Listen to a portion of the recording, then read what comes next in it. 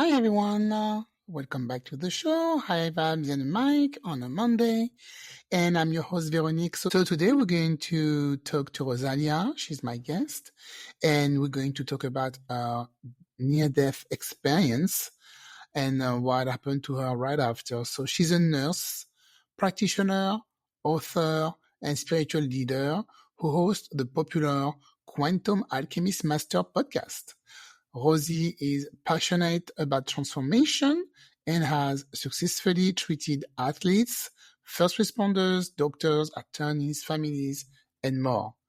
Her mission is working with people to transmute and transform their trauma, addictions, suffering, and perceive limitations at the root cause. So this is a great conversation that you're going to love. Let's hear from Rosalia. And also don't forget to follow me on Instagram. Thank you. Hi, Rosalia. How are you today? Hi, Veronique. I'm doing very well. Thank you so much for having me on here. Yeah, great. Thank you for coming. Today we're going to talk about healing, psychic experience, how maybe you can become a psychic. Something you talk about also remembering your soul. I want to talk about that. So you are someone who help people transmute and transform their trauma, their addiction, and you're using a special healing method. But before we talk about that, you had what you describe as a near-death experience. I had someone already in the past who told me about that. It had completely changed her life, and she became a shaman. So, and she wanted to help people. So it looks like that's what also happened to you. Now you're helping people. So can you tell us about your experience? Absolutely. Can I give you a little background Sure, please. to give more context? Yeah. So just to start off, my name is Rosalia. I was born and raised in Cuba, and I've been living in Miami since the year 2000. So I've been here for a little bit. I studied, became a nurse practitioner, was in healthcare, been in healthcare still for over 10 years. So I've always been a very linear thinker, very science-based, very research-based. And I never even noticed that there was a whole another side to life, basically. And in 2018 came a point in my life where I had reached the top of my career, top of my salary. I was great on the outside and crumbling on the inside.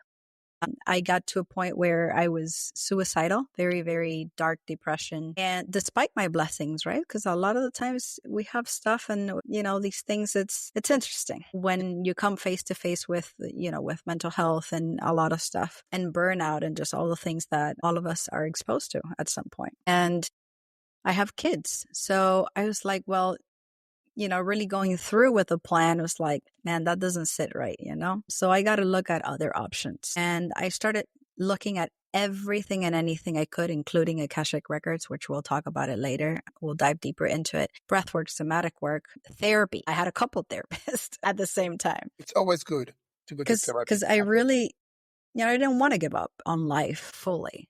I had thoughts come and go about maybe that's the way I should go. But luckily, I didn't proceed with that idea. And I was on this quest to search for something, which I didn't know what it was. I just had this emptiness that wasn't filled with anything external. So I searched for, I think I was on my quest of searching for God or for myself or for something along those lines. And I went through so many religions and I learned so much from each one of them. And I've seen the miracles that happens. I don't like to just discard a religion, even though I'm not religious, because I have seen the miracles happen in every religion.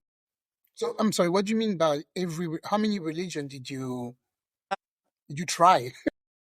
Yeah. Were you born like maybe in the Christian? You're from Cuba, so I guess you were born in Christianity? I was born Catholic. Yeah. At least 5 or 6, and including being an atheist for a while. Yeah. Yes. Yeah, because I like to question everything, and I just kind of like to, I don't settle for what others tell me. I kind of like to experience things. Have you tried Buddhism? I have. Yeah. Yeah, because that's something actually that talk to me. So Yeah. I'm Christian, but Okay. Buddhism talked to me a little bit. Yeah. Yeah, so there's beauty in all of them. And I think they all have like a very common thread, which is just love and respect one another as if it was yourself. And we still can't manage to do that. And that's okay. You know, we have to have a lot of grace and compassion for ourselves while we are trying to figure shit out. I mean, I don't know if I can curse on your podcast. You can. It's an adult podcast. You can. I mean, I still don't have stuff figured out, right? I'm like learning every single day, trying to kind of trust, right? And a higher something to guide my path, to be my light and show me the way forward. So I looked everywhere for it, could never find it. I did plant medicine as well. It was beautiful, part of the journey as well. Got a lot from it as well. I honor it. I respect. I mean, I have the utmost respect for plant medicine. I believe there's a lot of misuse out there now with that, and it's really something that even from the medical standpoint, we really should be do our research, be very careful with it, make sure that we're doing it with someone that knows what they're doing, you know, somebody that comes from a certain lineage or somebody that is experienced. There are things that we're not fully aware of, and it can really have life-altering effects on people's lives if you're not, you know, cautious. Let's just use that word. And that was beautiful as well. And everything has served me because everything is like in my toolbox, right? When a challenge comes up, because I'm not exempt from any human emotion, I feel all of them. And as a matter of fact, very deeply, or even more, I would say. Because a lot of the times I would just numb and bypass with whatever I could. And now I'm like, holy crap, I can't run. I gotta like, let's look at it. Let's see what's going on here. Yeah. Let's face it. But in 2022, I was camping in California and went to sleep like any other night. Didn't think anything about it. It was a beautiful night, lots of stars. I loved it. I was enjoying myself. Health issue wise, the only thing I was dealing with at that time was high iron levels and high levels of my pituitary gland in the brain. Okay. So nothing really major of concern. So I was just living my life. I go to bed, and at some point I start feeling my bones like they are literally freezing, like inside. And on the extreme of that, but at a bone level, which is the only way I can describe that, extremely hot, like I am burning from the inside out. Sensation wise, that's the only sensation I recall. Because I feel like there's a lot that happened that I don't recall, but that I remember. Were you alone? Camping? No, I was with my wife. Okay. Yeah, we were camping for her birthday. Yeah. And man, I don't know. That would have been even creepier. I don't know. So at some point I saw myself outside of the camping ground. And I thought I was dreaming. So I didn't think anything of it. Like, whatever. Okay. And then I started to see kind of like sacred geometry. I call it sacred geometry because I really don't know what it is. Like just stuff moving around in the air that seemed like patterns and stuff. But I couldn't really recognize them. It's like an electromagnetic field or something, right? It's not just the air how we see it. There's like energy moving there. And I'm like, that's not right. Like something's up here. And then I just started to really freak out. Like, I'm like, no, something's terribly wrong right now. Something's wrong. And I had a thought, my God, did I die? I don't know why I even thought that anyway. But yeah. You're like outside of your body. You can see your own body? Outside, I could see everything. Floating, everything. I could see everything around me. And then I had that thought, oh my God, did I die? Right at the moment I thought that, I was pulled into this vacuum-like place. Like it literally vacuumed me in it. And it was this complete darkness, like pitch, the darkest thing I've ever experienced in my life. Like even the color black doesn't come. It's like darker than that. This is creepy. Yeah. So of course, after that, I've come and we'll unravel the onion after, like of the things that I had to reach out for help to integrate this because this was crazy for me. I'd never experienced something like this. So I was in this space, right? This darkness, this void floating like space without any light. And I was alone. And for me, that was very terrifying. And for some reason, I started to think of all the guilt and the shame and the harm I had done to people and just like regret, like all of these, I guess, lower emotions started coming up. And this darkness started to take the shape of whatever representation those emotions meant, like entities, energetic entities of those darker emotions. So to me, and I would just fight it because I had nowhere to run. But it got so tiring because it was very like a loop that I couldn't get out of.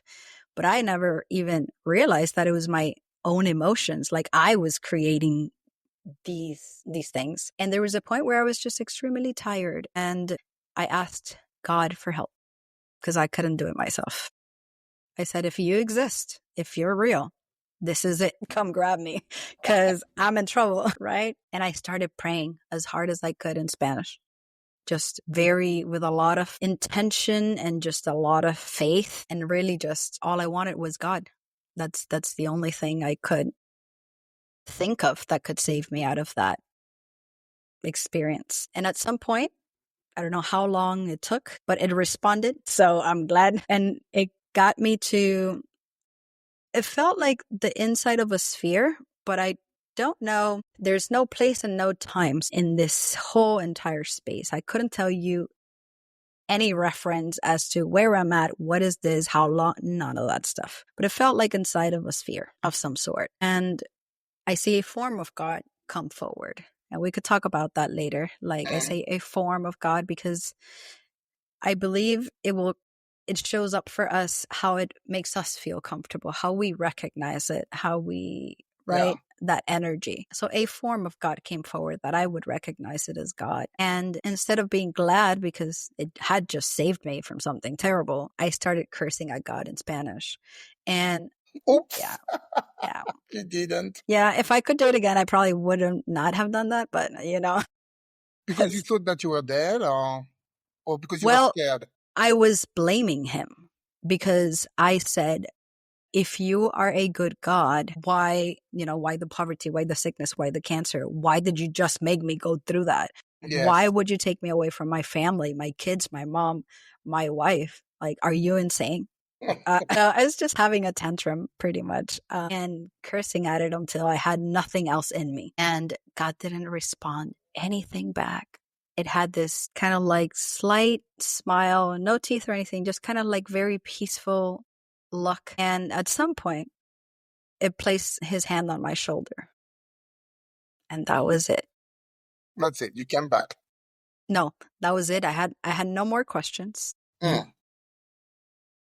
felt the biggest bliss I have ever felt in my entire life. I felt at one with everything, like expansive and peaceful. And somehow I understood, I don't want to say existence, but I understood that everything happened for a reason, which is kind of weird. In my little tiny human perception, it's very difficult to grasp my head around something like that because we see so much suffering, right? But at that one moment, at least everything was okay. And I felt a lot of love. After that, I was shown my life review, but from before incarnating, right? Like I was able to choose my parents, choose the place of birth. And I never knew I could choose anything, or even existed before coming, like nothing like that. I don't know, had no knowledge of that or no recall, right? I didn't remember. And that was very helpful to kind of see that I had some choice in certain things. And, I was able to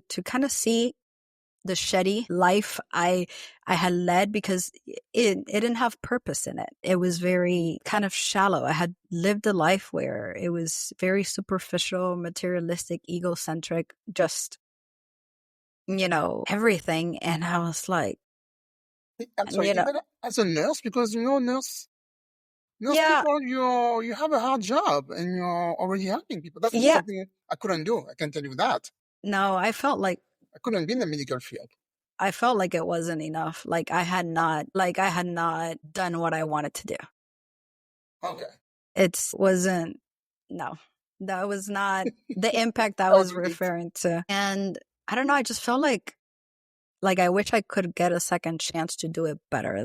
I know that's what I was thinking. if I get a second chance, I know I could do it better. I know I had that thought. And then I was shown a lot of past lives, or I guess the best way I could describe is past lives. I don't know if they're past, parallel, whatever, but like I understood it was me and that there were lessons I had learned in those lives. And I have done some pretty bad stuff as well in other lives. So it was very, I've been male, female, from all the different religions, continents, color, you name it. I have already been that. And it was very humbling and very in a different stage in my life where I would have judged someone, maybe somebody that would have done something that I didn't agree with. It's like, oh no, I would never. And then now being able to be like, no, you've done that and worse. So I'm like, that really, it was like a slap across the face, like very humbling, very, very like oh my God. And I was able to see my dad's side of the family, all of us in a circle, choosing certain lessons we were going to learn before coming here to Earth. And my relationship with my dad, now it's pretty well, but it had been very rocky for forever. So being able to see that and understand it from a different lens and like, we're all just learning together. And a lot of the learning, like patience, unconditional love, and forgiveness, and all these things, it's a challenge. But it definitely gave me some. I definitely look at us, at the family construct differently right now, for sure. And pretty much those were the kind of key points I wanted to talk about in regards to the near death, which were like those shifting moments for me.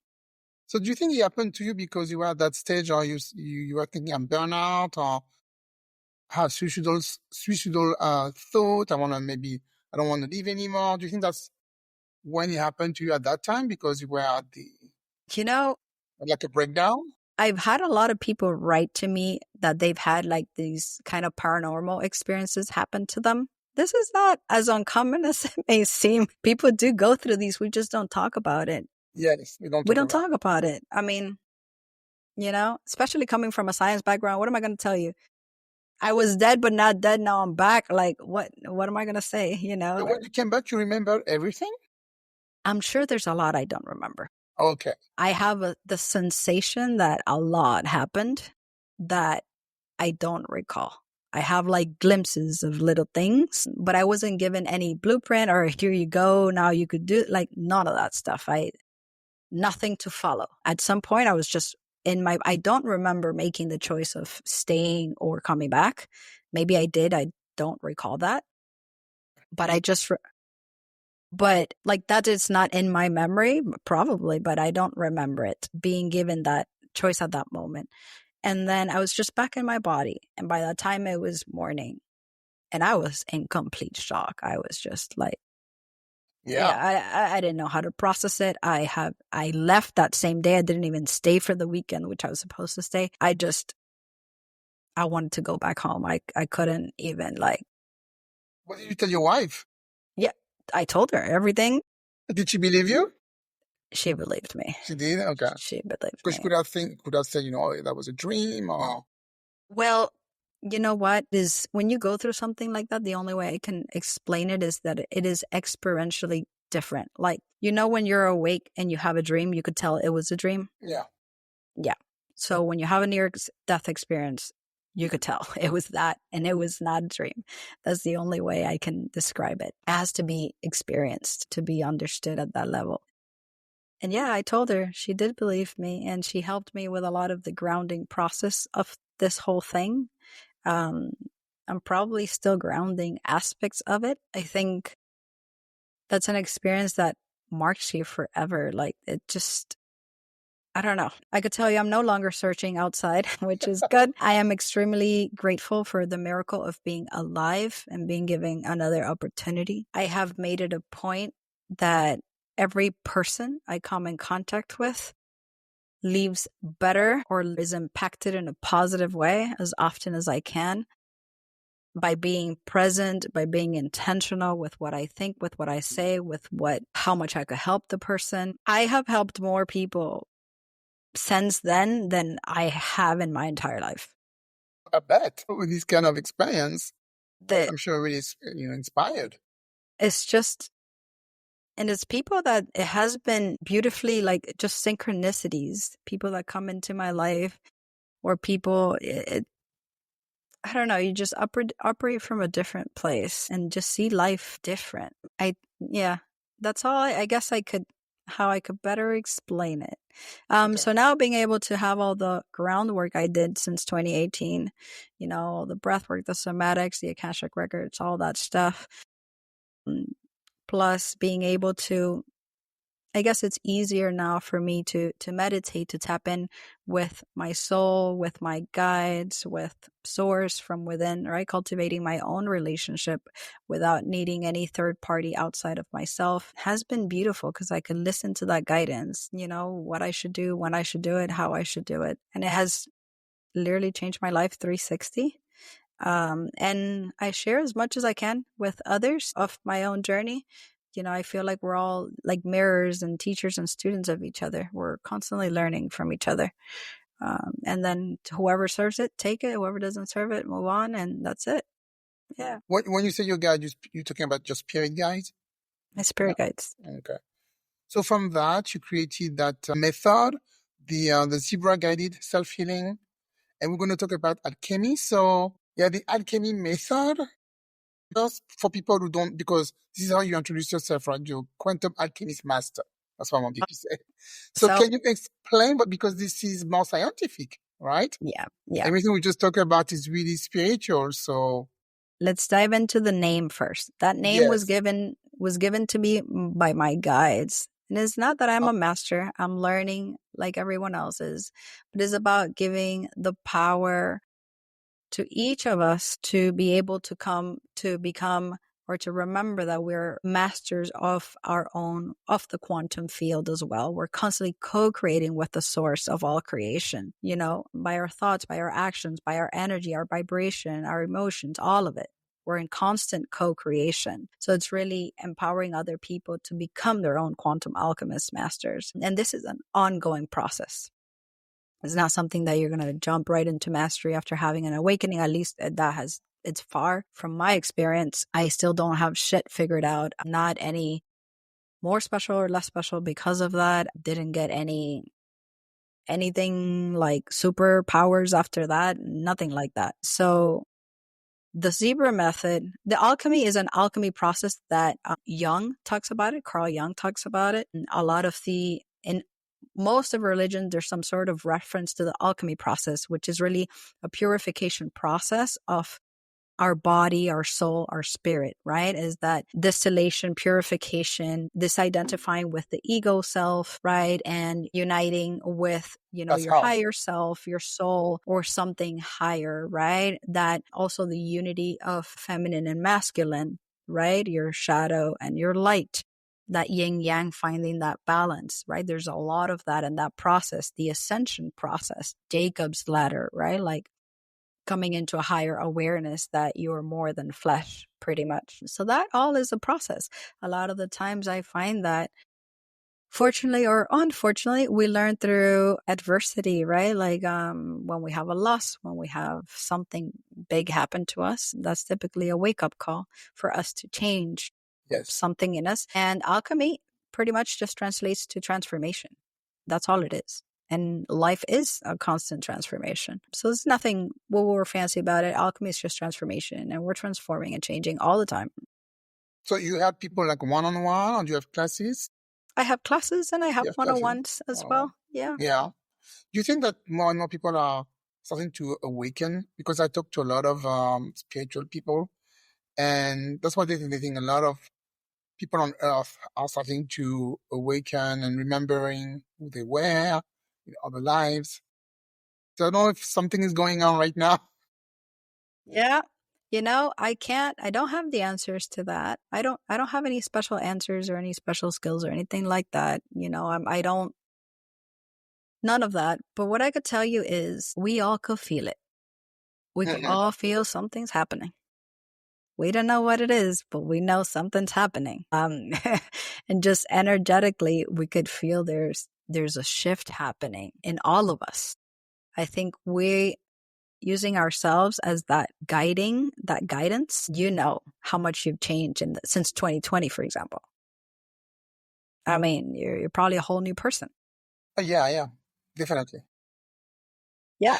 I didn't So have that podcast in 2020. So yeah, I'm definitely, cool. Very yes. nice. I'm Yeah. embarking to new things every day. And that's it. Just being with that like mindset, like just learning something every day, right? It's just different, seeing life from a different lens.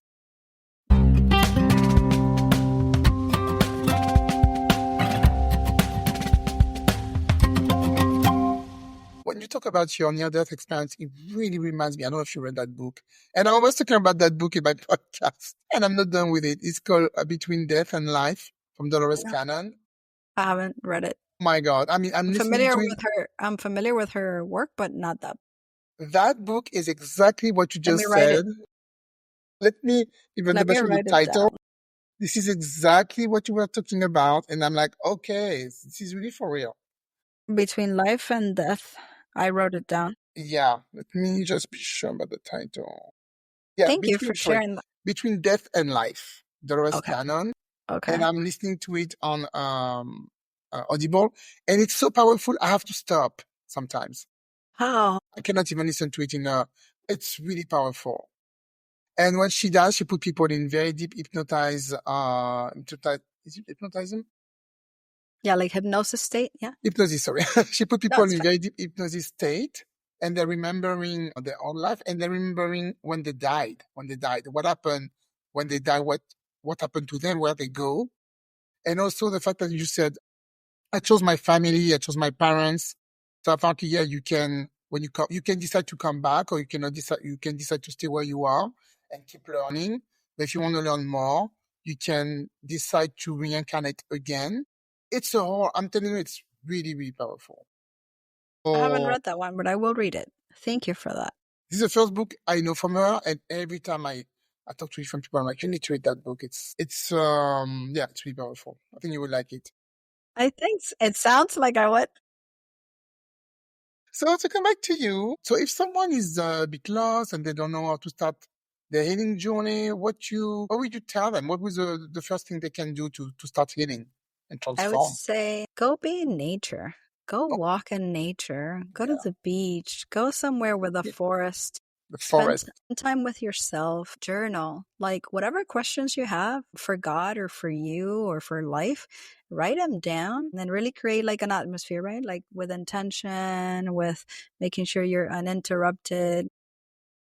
Put the intention of connecting with the heart, of connecting with something higher to guide you, and write down your questions and just start writing every day or as often as you can. Write it and see what can come for you. We all have a direct communication with the source of our creation. So the more we practice reaching out, God, source, whatever, will meet us where we're at. So it's just really using our free will to put that intention out there on really getting what we need. Meditation is amazing. Let me see what else.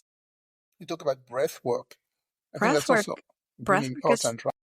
breath work is amazing. There are different types of breath work. If you're just starting off, learn how to regulate your nervous system. That's it. So not to practice activating breath work, because that's a little bit different. That's going to get you into a sympathetic state, that fight or flight. You don't want to go there. Start easy, right? So pretty much you have two branches of your nervous system that are really important that you learn how to distinguish them. You have your parasympathetic, which is just rest, digest, relax, you're safe. And you have your parasympathetic, which is fight or flight. You're kind of in that hyper alert Mhm. survival mode, right? Okay. But that could happen because of anything, right? An email you got triggered by something like that. Mhm. So learning, I like to break down the breathwork into 3 different techniques: activating, balancing, and relaxing breathwork sequences. And they're all used for different purposes at different times. The relaxing would be the one I would be focusing on, which is there are many ways of doing it, but the short version and condensed version of that, you want to take deep inhales and longer exhales. So making that exhale almost twice as long as the inhales. They're infinite practices. You could do a 4-6 count, a 4-8 count, a triangle breathing, a box breathing. You could add breath holds to it. You could add so much to it. It could get pretty complex. All you got to focus on is deep breath through your nose, and you could do the mouth or you could do nose breathing only. But making the exhale, and do it very slow.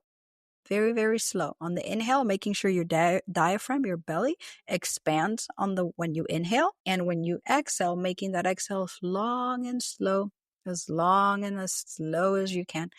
That's going to regulate your heart rate, your respiratory rate. It's going to bring you down to your parasympathetic. And it's going to help you regulate your nervous system. That's one of the many things. There's a lot of things. But yeah, learn how to regulate your nervous system, meditate, be in nature, journal. I know they sound very simple. I like also fasting is a very powerful tool, and prayer is a very powerful tool. I'm all about fasting. I'm all about this. I think people who listen to me, they're going to say, I repeat myself, but it will bring your prayers to God quickly. It brings you so close to God when you fast. It's unbelievable. That's all you have to say about that. Yeah, seriously, it brings you so close to God when you fast. And before you try it, you're not going to believe it. But if you try, you'll see. Yeah, I'm a big, big believer in prayer. Yeah. I mean, I literally, like, in my subconscious mind, I'm just like praying. Like, that's the only thing, like, I'm really just like, I hammer down with my prayer. That's my weapon, You have like a story that from one of your clients that you were able to transform, and very powerful transformation story from one of your clients. I do.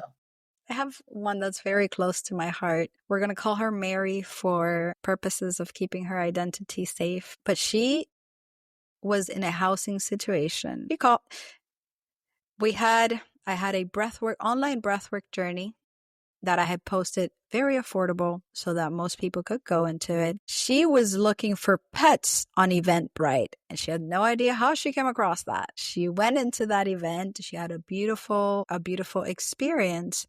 And then maybe like 2 months later or so, she wrote to me. And she said, Rosie, your breathwork transformation was beautiful, but now I find myself in a housing situation. I don't have a home. I said, oh my God, how am I going to help? I mean, the only thing I have is just like, the zebra method I could offer to her for free. I sat down, I meditated on it.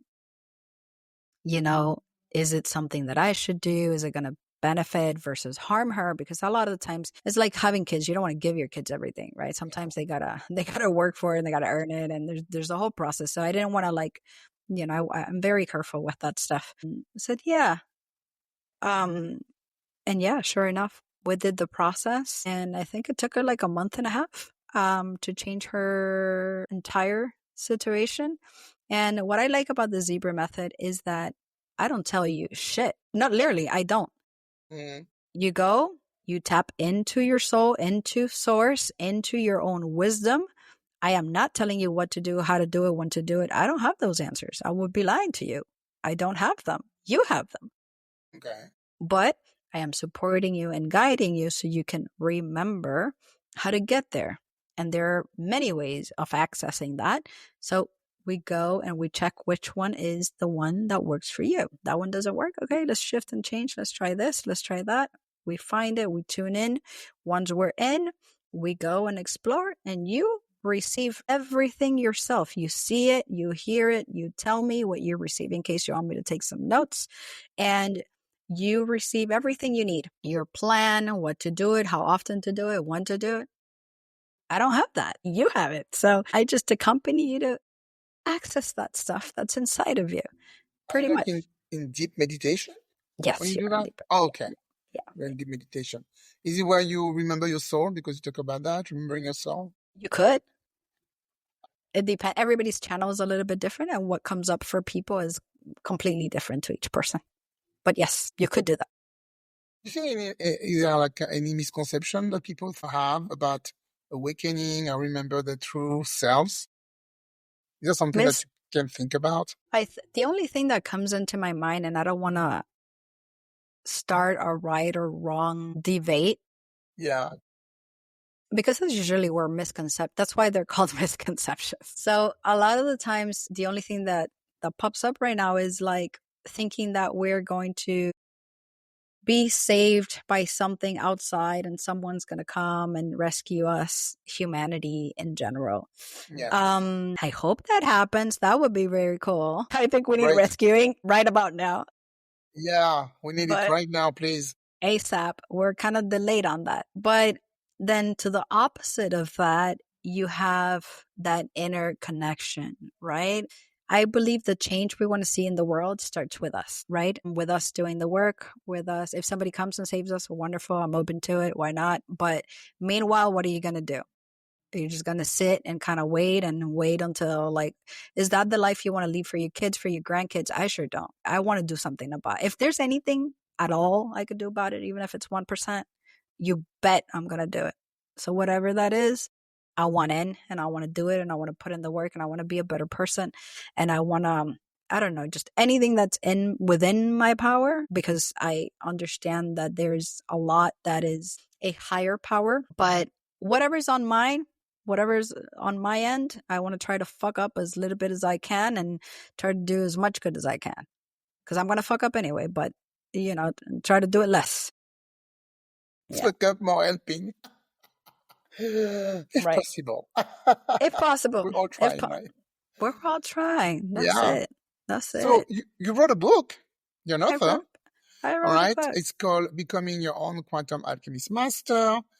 And there's a little quote in the description of the book I wanted to ask you about.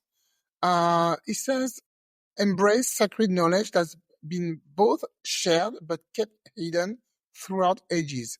Because I read also that you did a lot of reading like old texts and things like that. So what did you discover and what are they hiding from us? Well, by now, I think we've all heard about just sacred texts and papyrus and things that they have found. Like that, they keep secret. They keep it in the Vatican, or they keep it here and there. Like, all I'm saying is, if it's our God, being able that we can transcend, right? The different religions, just our God, a God of love, whatever that is, right? If we could transcend that, and that sacred knowledge is there to be shared with all of us, why is it not being shared with all of us and only a select few? Right? For power. Right? So just being able to question like the society or the government or whoever, it's not to be in a neurosis state, but do they really want what's best for me? Yeah. Like, you have to look after your own best interests and after your family and after, right? So, and even when it comes to mental health, and me coming from a healthcare background, for a long time, I didn't question like putting you on SSRIs or antidepressants or whatever. No, there's a ton of alternatives you can start with before we go that route. Oh my God. Like alternative medicine, why isn't that the first line of treatment before I put you on a medication? I don't know. There's just right. Yeah. Well, you always have the answer, but you know what I mean? Like, yes.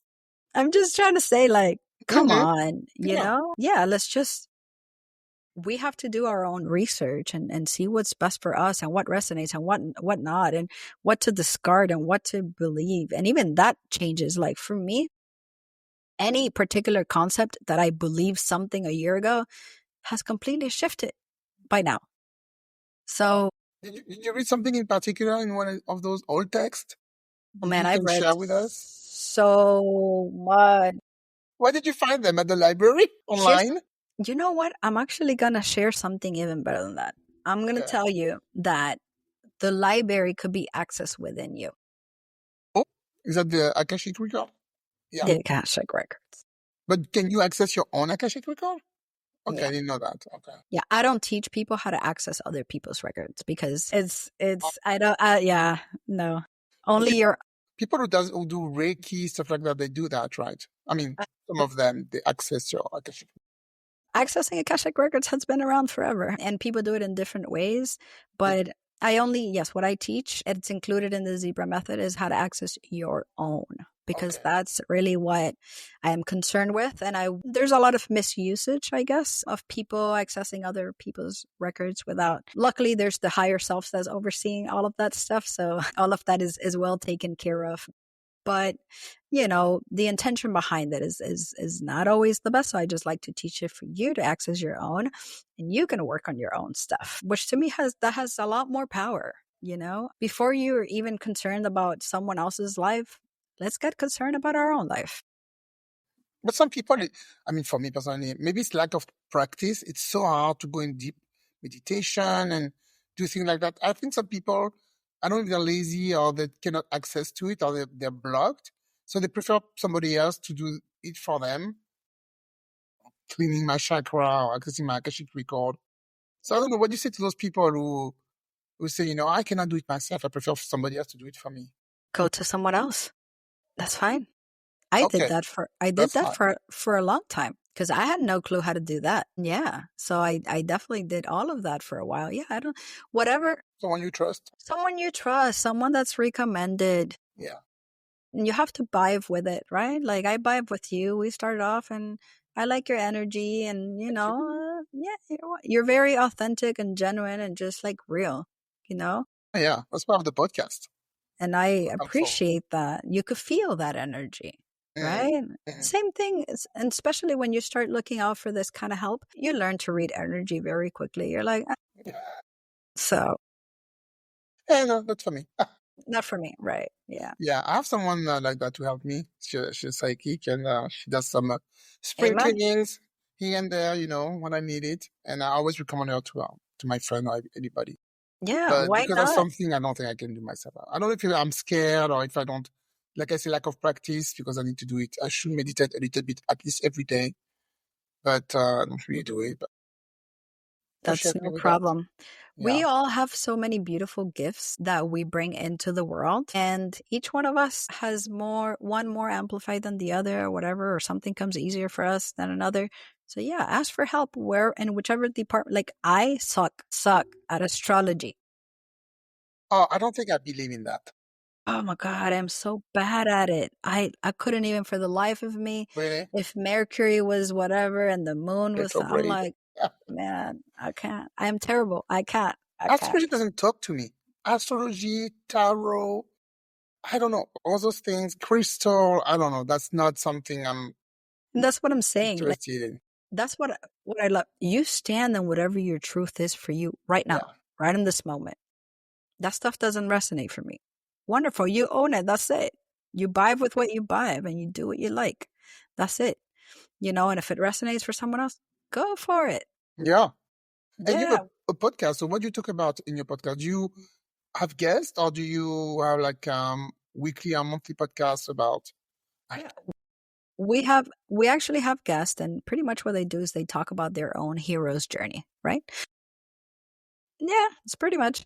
And we changed the format of the podcast. Before it was long form, right? So we'd be on like an hour and a half. Mhm. And now we kind of switched it to a shorter form. We're on the actual interview less than 30 minutes. So somewhere between 15, 30 minutes. And then we offer people for free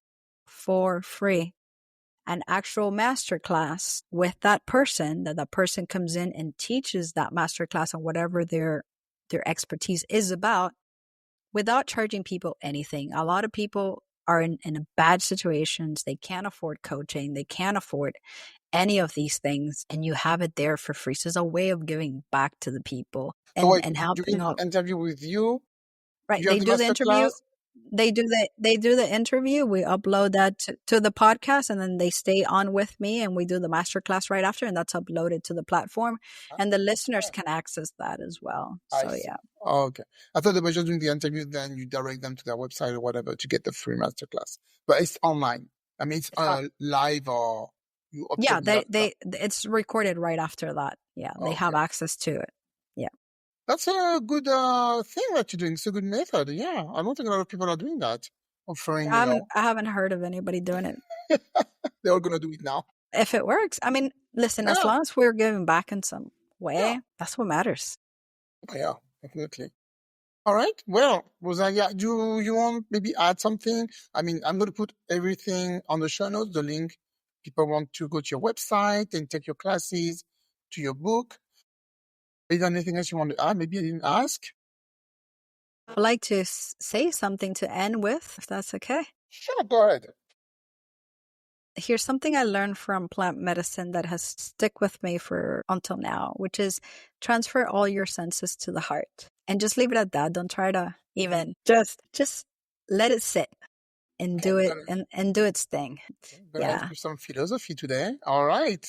Yeah. Okay. So let all your transfer all your senses to the heart. Okay. That's beautiful. Thank you. And the best way to find me is just on Instagram at Quantum Alchemist Master. That's the best way to find me. Okay, no problem. I will add that in the podcast. Thank you, Rosalia. Thank you very much for coming. Thank you so much, Veronique. Appreciate you very much. Yeah, it was great. Thank you. Bye.